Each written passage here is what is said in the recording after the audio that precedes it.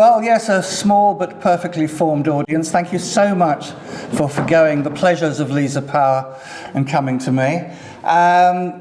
I think one of the things we're learning from LGBT history is how very London-centric it has been in the past.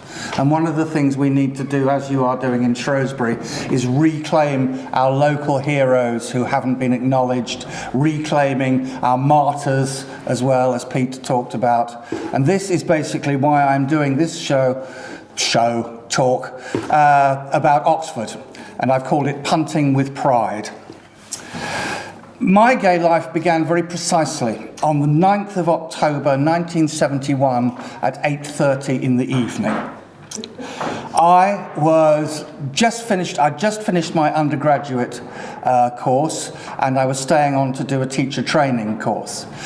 Most of my friends had left because they'd finished at the time I'd finished my BA, and so I was slightly friendless at the time. I was mooching around Oxford, wondering if there might be a party I could gate crash, which you used to do, of course, as a student, and I joined the queue snaking out onto the street from Hertford College from a staircase there. And I looked up, and on the stairs above me, 2 people above, was a man wearing a GLF badge, a Gay Liberation Front badge. And I was absolutely gobsmacked that somebody could be so open about something which I had been so conflicted and tortured about. Well, I was just blown away. I dragged him out of the party. I sat him down on the stairs with a bottle of cider. I told him the story of my miserable life and ruined his evening, probably. But it changed my life, as I say. And he told me about GLF in London. His name was Mick Wallace. Well, over the next couple of weeks, I came out to everybody. I told my not my family, my friends, my tutors, everybody I came across, in fact. And I looked around to see what Oxford offered. There was one mixed pub, the Red Lion, by the bus station. I worked up my courage over a whole evening to try and go in there. Finally, 5 minutes before closing time, I rushed in, and I couldn't tell who was who. I couldn't tell who were the gay people and who were the straight people, so it was a complete anticlimax. There'd been a university group of the Campaign for Homosexual Equality in Oxford since April 1970, and a town group started about a year later. The town group at this point hardly existed. There was an elderly man called Leslie Jolly who was the convener, but he wasn't really dynamic enough to be a group focus, and so all he did was refer people to the university group, which used to meet once a week, bring a bottle party in Worcester Place, and in a house owned by a guy called Christopher Strachey, who is my first hero. Christopher Strachey was the nephew of Lytton Strachey. In the 20s, he'd been sent off to Vienna to be psychoanalyzed by Sigmund Freud, as you would do if you were in the Bloomsbury group, of course. If you were having those kind of problems with your sexuality, of course you'd go and see Freud. You knew him personally, your family did. And Freud said, just learn to live with it, get used to it. And people later used all sorts of crimes in the name of Freudianism, but it's worth remembering that the founding figure actually was rather more positive and practical than some of those later psychiatrists. Now, Strachey was Professor of Computer Science in Oxford. He was the first Professor of Computer Science. He'd worked in Bletchley Park, he'd known Alan Turing, and he held these weekly things in his house. He had 2 houses. The basement was knocked together. These were in the basement. And he was an extraordinary host. He's very quiet, very much in the background, but he would bring people forward. He would actually encourage people. If anybody turned up drunk, and it happened quite a lot, because alcoholism is a main fact of life, and gay life in particular, in Oxford. The early evening sherry party, where you go out, pissed out of your head at 8 o'clock in the evening with a whole evening stretching ahead of you. What do? Encourage people to drink an awful lot. And people would turn up, having worked up their courage to go along to these things. And Strachey would say, go away, old man, come back next week. Don't worry, we'll still be here. We'd love to see you, but come a little bit more sober, please. And he was very good at that. But the upshot of all this was that it was a social group. we tend to be dismissive about social groups, but I think social groups are, in a sense, political, and the division between social and political is not that hard and fast. Social groups encourage people's sense of community, they build a sense of confidence as well, so they're actually in the process of creating happy LGBT people, which is the most important thing. So that was that. But we looked around and we thought, no, we want something that's a bit more political. There wasn't a GLF group, but I'd had a direct experience of GLF because one of the first things that Mick did was he took me down to a gay disco, Wonder of Wonders, in Reading at the university there. It was in the dining hall. Huge, huge dining hall, and there were about 12 of us in it, rattling around like peas in a pod. Although the wonderful thing was, it was a great space, with all that space, for all that expressive dancing that we used to do in the early 70s. Do you remember groups like Nice and Deep Purple and things, where you really threw yourselves around and stuff, and we had enough space to do that. And there were two people from GLF there. They were of the radical feminist wing, the group of GLF that insisted that men should wear frocks and makeup and stuff and experience sexism and experience the breaking down of gender roles. Now, there were two people here. They had, I can remember now, I can see them now, these big mascaraed eyes and a great gash of red lipstick. They looked like pandas on acid. And they went around and they told us we couldn't be gay unless we were wearing frocks. And, you know, we had no business to call ourselves gay. Now, I was out just a week at the time, and this was just like one step too far, too fast. And people now have turned the radical feminists into almost mythological heroes, and in many ways they were pioneers. But I have to witness that at the time, in the early 70s, there were far more people who were deterred than actually were inspired by that particular group of people. So we didn't want to be a GLF group, we didn't want to be a CHE group, so we called ourselves the Oxford Gay Action Group, OGAG for short. And the first thing we needed to do was place adverts to find out if there was any demand for this, me and Mick. Now, people forget now how difficult it was to communicate without internet. The only way of doing it was to place advertisements. And you were completely at the mercy of the advertising manager of any particular paper. In Oxford there were two. There was the Oxford Mail and the Oxford Times. The Oxford Mail just refused flatly to take them because they had the word homosexual in them. The Oxford Times did to start with and then didn't. And so it was very difficult. But there was a thing called Daily Information. Daily Information was a big A1 sheet, which was essentially small ads of different kinds, adverts for college societies and films that were on and plays that were on, concerts and so on. And we got an ad into that. And I can remember going to see the man who owned and ran Daily Information. He was a big, burly, eccentric, classic Oxford eccentric, bearded. John Rose was his name. And he used to cycle around Oxford with this big bag of Daily Informations over his shoulder. And he used to make one of them every day into an origami hat. And he used to cycle around bellowing like a town crier, Daily Information, read all about it, wear it as a hat. So anyway, as a result of those adverts in Daily Information, we held a meeting at the Marlborough Arms in Osney, which is a little canal community just the other side of the river, the other side of the railway line. And about 40 people turned up, not many from the university, mainly from the town, which was good. And we decided we were all feeling equally stifled, all wanting to break out, and we decided we wanted two things. We wanted a disco of our own, and we wanted a telephone advice service. We also decided we didn't want to be a CHE group, as I say.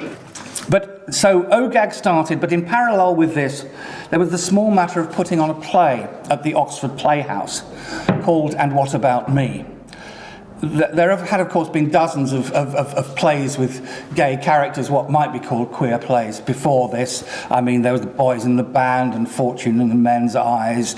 There were plays in which the gay central character ended in suicide, like Patriot for Me, written by that self-hating bisexual John Osborne. But nothing which was remotely even-handed. Nothing which was written by gay people and put on by gay people to talk to other gay people. I've always thought queer theatre is actually about a dialogue between the community, in the community. And if straight people get something out of it as well, then that's brilliant. But actually, that's a different sort of thing. You don't aim it at them.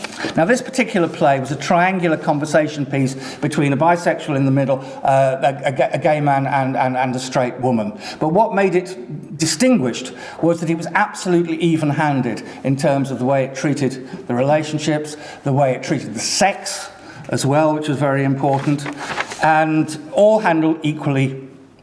It became an OGAG production, although it was put on officially by my college, St Edmund Hall.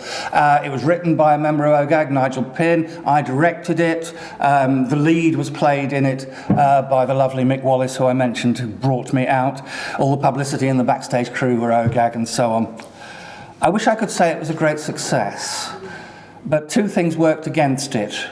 One was, I don't know if you remember a film called Sunday Bloody Sunday. Yes, well, that came out in the time between Nigel writing the play and us deciding to put it on and our actual first night. And I remember going to see it in Oxford about a month before we opened, and my jaw just dropped because it was actually covering absolutely the same subject. And although I have to say ours was much more even than theirs was, although Sunday Bloody Sunday was directed by a gay man, John Schlesinger, it was much coyer about the gay relationship and the gay sex than it was about the straight relationship and the straight sex. But the problem is it was there, and so people came along and saw ours and thought, oh, we've seen this before, we've done that. And they accused us of plagiarism, which just wasn't the case at all. And secondly, how can I put this? It was rather wordy. And like many authors who smoke, Nigel, whenever he got stuck for a line or for something, or wanted to take a little bit of break, he would make one of the characters light up a cigarette. This is what smokers do in plays. And we didn't rehearse it with the cigarettes in advance. And I was very, very scrupulous. I was very good director. I always followed the author's stage directions. So, okay, first scene, central character lights up a cigarette, talking blah, blah, blah, blah, blah. And then the stage direction says he's got to light up another cigarette, and he hasn't finished the first one. So he puts it down, and he starts another one. And then another character lights up a cigarette, and gradually the stage filled with this smoke till they were acting through this fog. I mean, it got to the stage where the audience actually burst into applause anytime anybody lit up a cigarette. We cut the cigarettes on the second night, obviously, but by then the damage was done. But OGAG was up and running, and what we were trying to answer, I think, in a way, is that question: what do gay people, queer people have in common apart from their sexuality? You know, what does one gay man have in common with another gay man? You know, they can be politically completely opposed, apart from the fact that they're both gay. How far does that take us?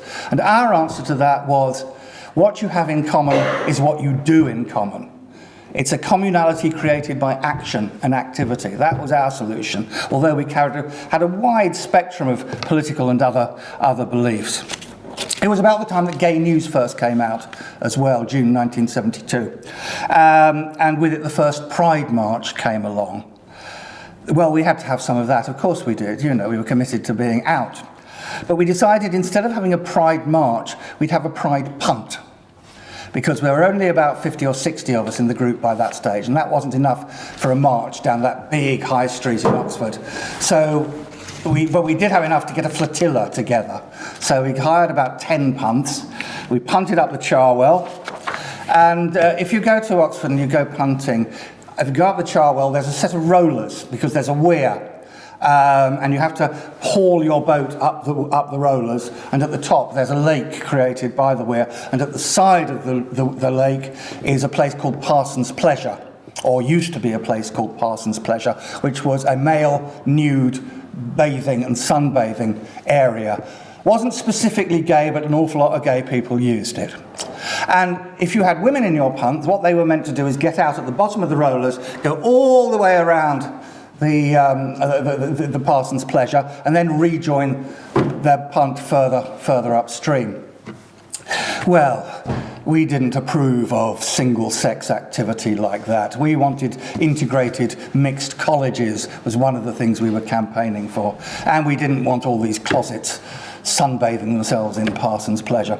So what we did, we hauled the boats up, and the women and some of the men lay down in these boats with two banners, one in the front punt, one in the back, one saying Pride 1972, Gay Pride 1972, and the other one saying Oxford Gay Action Group at the back. And so we started punting out across, and then suddenly halfway across, everybody leapt up in their boats, nearly overturning them in their punts, and shouted, you know, out of Parson's Pleasure and onto the streets, Gay Pride now. And you should have seen their faces. I mean, headless chickens weren't in it. They covered their parts, their private parts, and run around in all directions like a flock of tired geese and surprised geese.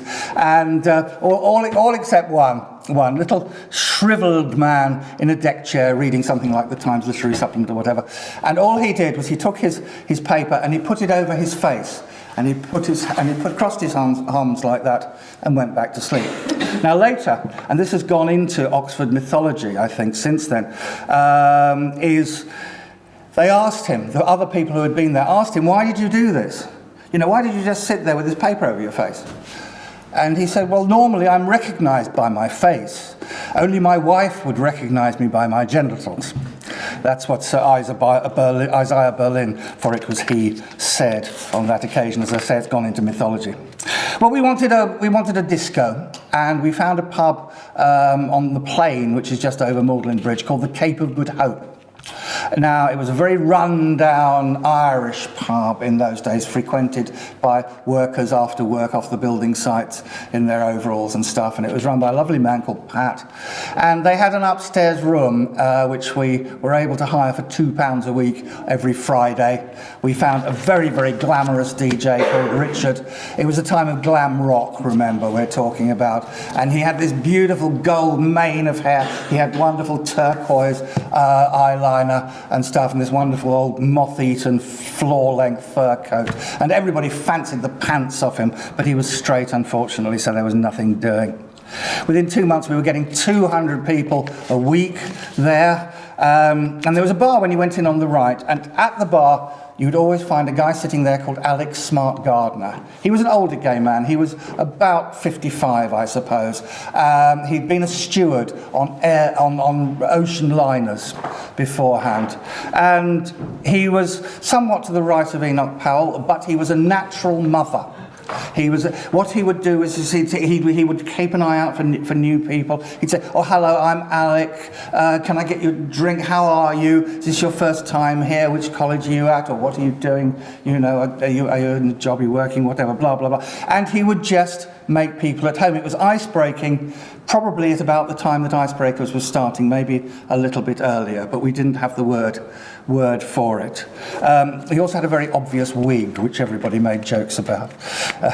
Anyway, as discos got popular, they started attracting other attention too. We had groups of skinheads lurking outside towards closing time. We knew this was happening when somebody came back into the bar of the Cape of Good Hope with a bleeding cut from the forehead.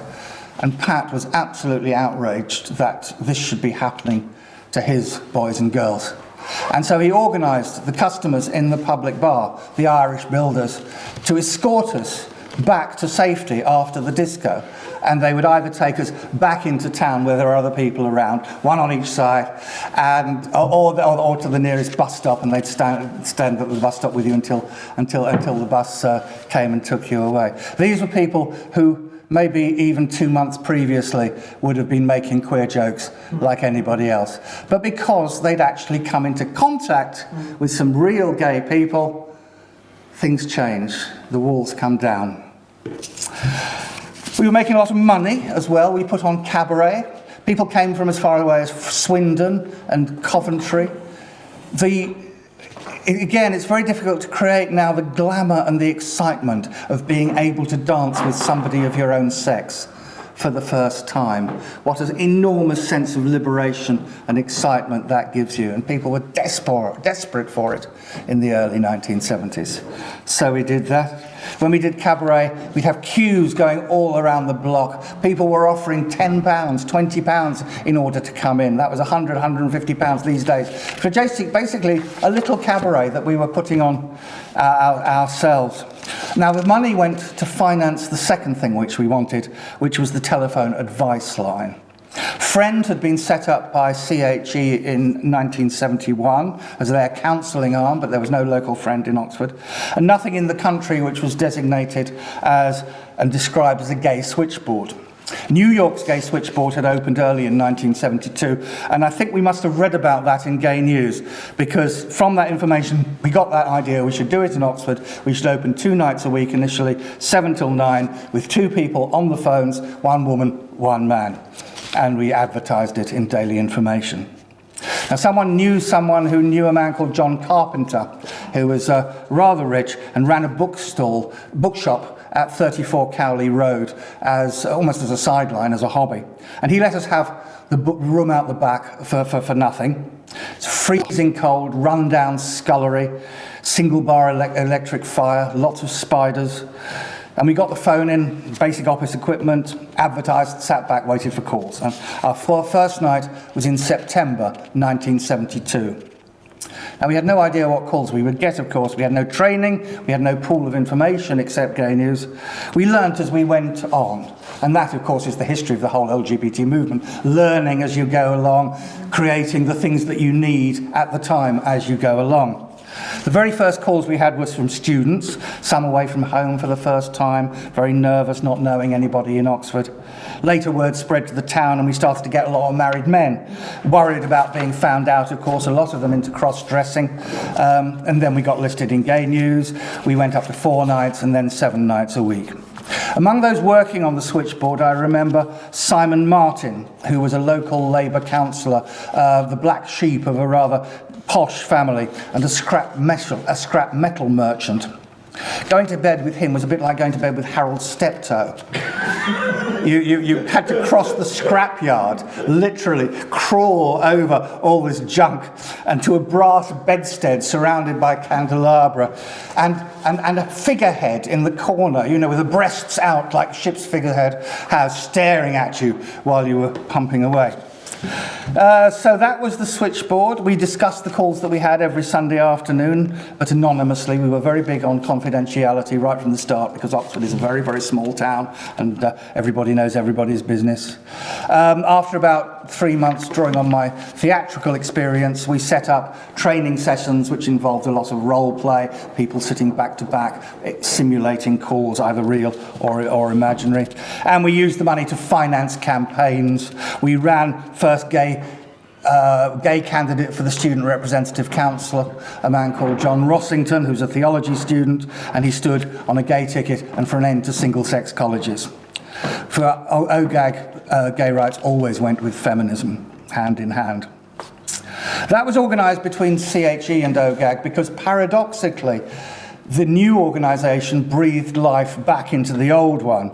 And new students came into CHE as well as into OGAG. In particular, there was a wonderfully Queenie boy called Andrew Watt, who had very straight black hair, a rasping camp megaphone voice, a bit like yours, David, and the limpest wrists you could imagine.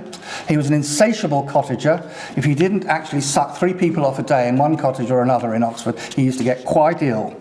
He also had big tombstone teeth for biting, and he loved biting people as well. So there were a lot of love bites around Oxford at this time. You could tell who'd been to bed with him, and you'd go and say, Andrew, and he'd say, yes. OGAG and CHE together organised a large conference of the kind that many local groups organised, the Homosexual in Society, 19th of May 1973. There are over 60 people, magistrates, social workers, probation officers and the like, listening to our experiences and needs, and again, most importantly, actually meeting other homosexuals and discovering that we didn't eat babies, that we didn't have 3 heads, and we didn't actually look that much different from everybody else. These were the kind of small-scale grassroots gains that we made in the 70s that laid the foundations for the legal and social gains that came later. Perhaps the most significant event of that day was an exchange between Mary Mackintosh, who was a very important figure in early GLF, lesbian, Marxist, feminist, and Dr. John Bancroft of the Warnford Psychiatric Hospital, who was a leading proponent of aversion therapy for homosexuals. Years later, Bancroft had confessed in an interview that as a result of this conference and as a result of this confrontation, which was set up and stage managed by OGAG, he had had a Damascene conversion and gave up using ECT. And he went on to become director of the Kinsey Institute and a leading sexologist afterwards. We produced a lot of breezy leaflets on the level of, if you don't knock something that you've never tried. Like many groups, we were frustrated by the lack of decent sex education and wrote our own sex advice leaflets, which we gave to newcomers, or indeed, if we were feeling particularly brave, handed out around the town on a Saturday afternoon. I don't remember all the text, but one thing I do remember, there was sections in Q&A, and one of the questions was, will I like it if I take it up the bum? Will it hurt? To which the answer was, try it with the handle of a toothbrush and then take it from there. We picketed W.H. Smith in 1972 when it first refused to stop gay news with leaflets and petitions outside. He used to go in and get a pile of books and take them up to the counter and then say, oh, can I have a gay news, please? We don't stop gay news. Oh, in that case, I won't be needing these then. And you chuck them all on the floor. Or you would go around very surreptitiously around the bookstall, just taking things out and putting them in different sections and rearranging it. And the shop assistant didn't know what was going on. They didn't know what to do. And so we did. That was our contribution to the gay news action. We went on a trade council demonstration in support of the miners in 1973 and were roundly abused by most of the left for our pains. We picketed the Napier Arms in North Oxford when it threw out 2 lesbians for kissing. But best of all, I think, was an action against the homophobic Oxford Mail. In those days, when somebody was up in court on a sex charge, the paper would, or some papers, would print not only details of the case, they would print the person's name, their address, and their employer. So it became a much more public shaming event for the person who was on trial. It was like you were tried twice. Well, we dealt with that, and what we did, individuals in the Oxford Gay Action Group wrote to the editor of the Oxford Mail on something on these lines. Dear Sir, I am an isolated, lonely homosexual in Oxford, and I thought I was the only one in the world. But now, thanks to your story on page 7, I not only know that there is somebody like me, I know where to find them. Now, bear in mind that the 1967 Act actually created a new offence of procuring a man to have sex with another man, with a fine of up to £5,000 and 2 years imprisonment as the penalty.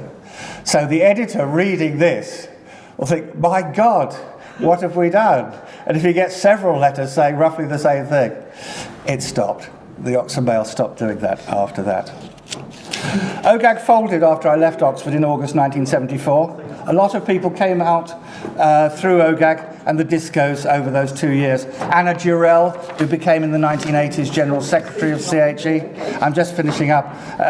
Organiser for Friend, Roland Jeffrey, the first organiser of Friend. Andy Lippman, who got involved in Gay Sweatshop and made a quite influential film about police attitudes called What's Out There's a Queer About. Jonathan Walters, who became worker for the Joint Council of Gay Teenagers and co-edited the first book written by LGBT teenagers called Breaking the Silence.